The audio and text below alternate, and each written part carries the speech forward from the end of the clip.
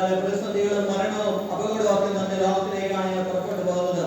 എന്നാലും ലോകാവസാനത്തോളം എല്ലാ നാളും ഞാൻ നിങ്ങളോടുകൂടിയുണ്ട് ഞങ്ങളുടെ ദിവ്യമായ വാഗ്ദത്തങ്ങളെ ഞങ്ങൾ നന്ദിയോടെ ഓർക്കുകയാണ്.